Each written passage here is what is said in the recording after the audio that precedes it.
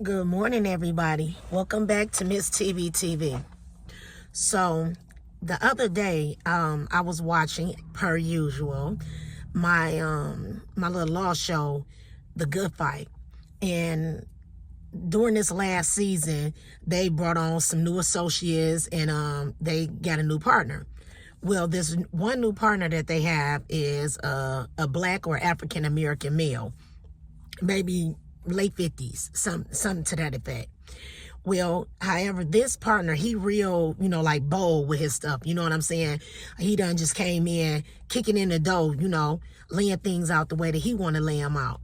Well, he ended up instantly noticing this one black or African American young associate.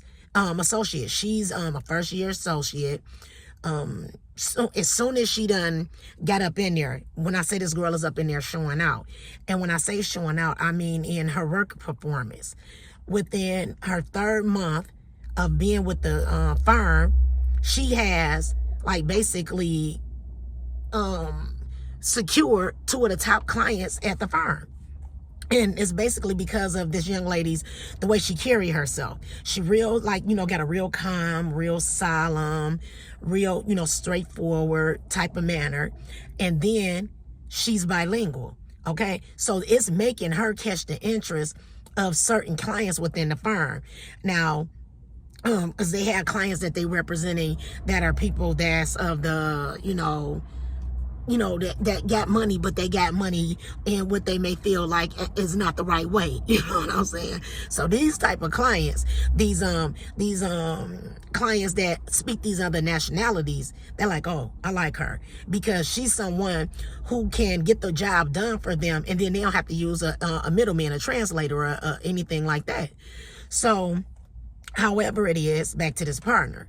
This partner, as quick as he gets in the firm, he notices the way she moving around. You know what I'm saying? He like, okay. So he called her up to his office, and he started telling her about his story, how he came about, how he ended up, being on the level that he's on. He said that back in maybe 1995 that he was poor. He said he had nothing. He was living out on the streets, basically digging through the garbage and things like that to be able to eat. He was like, when they used to have like those little McDonald's scratch offs where you can get food, he said he used to be digging, you know what I'm saying? And I guess in an area where maybe it could have been a McDonald's and this and that, he was getting those little scratch offs and he was scratching them off to get food. Well, he told her that one day when he was digging around in the garbage, he ended up coming across a LSAT book, okay? And so he said he started reading this LSAT book. He was like, he liked it so much that he read the book 3 times. He said once he finished reading the book, he ended up going into the library and he checked out a stack of law books that were as tall as he was. Now, when I'm looking at it on TV, this man appears to be somebody about 6'3" or 4.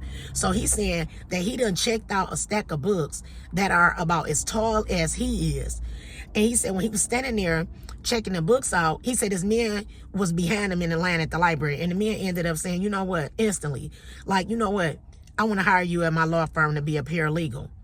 And so he said, he looking like, what? He said, I want to hire you at my law firm to be a paralegal. He said, and not because I need a paralegal so bad, you know what I'm saying? Because he already had a paralegal or the different staff that he needed. He said, but because he could see that, oh, you somebody that once you get engaged in something, or once it is that you have an interest in something, he could see that, oh, you're going to go hard for it. So he was like, so the reason why I'm really hiring you is not even so much to help you, or again, because I just need a paralegal. He said, because I expect for you to make me $1 million within a year. He said, you want to know what, Carmen? He said, I did. He was like, so I want to do the same thing basically for you. He was like, I'm trying to figure out why is it that, again, you are a first year associate who is making like 90% of the money, that's the revenue that's coming in this firm, is coming from you. He said, it's coming from you. He was like, so he said, and that's like 80% basically like associates, and the other 10% is partners that you making more money than them. And I'm the type of person that I likes to acknowledge or recognize people when they are doing an exceptional job. And so he let her know, you're doing that. So he told her that, so from this day forward, I want to move you onto this floor where I'm at, the floor where the partners are, the named partners, okay?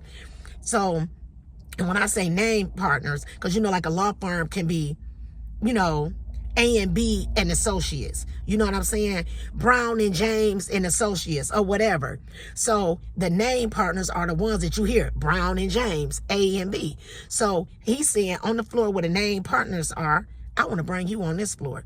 He told her, I want to be from this day forward, I'm going to be your mentor. Now, man, she already had a mentor, but he's taking her from the mentor, the other partner. He telling her, I'm putting you on this floor. I'm putting you in that little corner office over there. It's a glass, nice, big size office. So she all like she is, so solemn. Okay. You know what I'm saying? Like, basically, you know, she ain't all so impressed by, okay, you know, but thank you. And then he called in these 3 associates.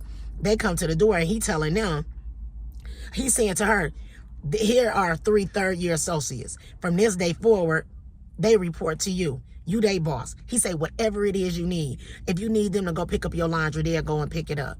You know, so he ended up saying to her, you know, you good? Anything else? You need anything else? So basically, she ended up telling him, no, I don't want it. He said, what? She said, I don't want it. He said, why? She said, I don't. You know, I don't want it. I want to just do like I normally do in here. I just want to behave the way I behave. I want to do my job the way I, you know, do my job. He was like, but why? You know what I'm saying? Because you are doing your job. This is why you're getting these things. This is why I'm doing this.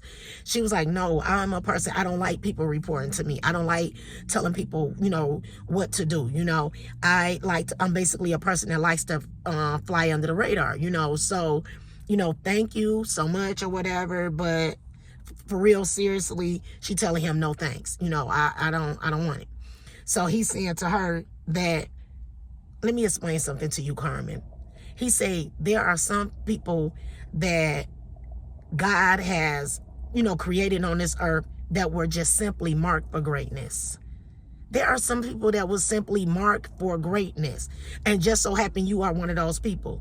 And the moment that he said that, it made me go into my, Lord, you done gave me my word. Because he's right. There are some people out here that are simply just marked for greatness. This is just what it is that God has for you. This is just the type of person that God has created you to be. He has just made you someone who, the light just shine down on you, just merely because of the way that you move around, because of the way that you carry yourself, because of the way that you care about what it is that you do, because of the way that you treat people. You are already basically marked for greatness. Do you see what I'm saying? There, you know, and I can understand where she's coming from as far as, okay, I don't need all the light shine on me. You know, it's some people that they just truly do feel like, look, I'd rather be back here, you know, thank you, I don't want to do it or whatever. But here's the thing. Again, there are certain people or certain characteristics about you or about certain people out here that will just make it where the lane that they're in will just become clear. That lane will just literally open up. You ain't got, the people that's all way up ahead of you, they so far up ahead of you and they stopping you from getting over. And the people that are on the same level of you or whatever, that they on the same level of you, but as you are, but just like how lanes are, they parallel, there's enough space between you and them where you can just flow right on over into the lane.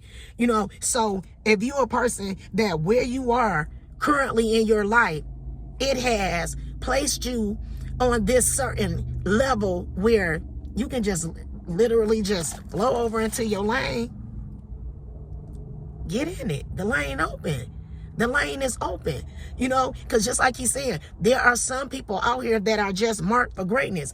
You marked for greatness and what you're supposed to be, you know, sitting up, cowering back and behaving like, I don't want to be marked. I'm not marked, you know, no, I'm not doing a good job. And no, and I ain't saying you got to stand out here and be all bold and haughty and extra arrogant. I'm doing a good job. I'm making all the money. I'm doing this. I'm doing that. You know, no, this person, people are coming to you. There is no reason for you to not walk And as he said, your greatness, because of the fact that you, I guess, worried about how people gonna look at you. You worried about how you worried about the attention that it may bring. You gonna have attention regardless of if you walking in greatness or if you're not. Okay, so walk in it. Get in your lane. You know what I'm saying? Get in your lane. It's open. It's totally open. Get in your lane.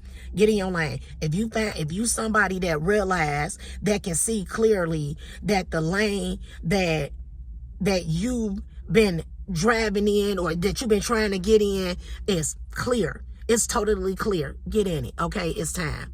Get in it. All right, walk in your greatness. All right, that's my word for today. As always, I like to wish you all a safe day, a blessed day, and safe travels. If you're not subscribed, please make sure that you do. Please share and please like. And I'll talk to you all later. Bye.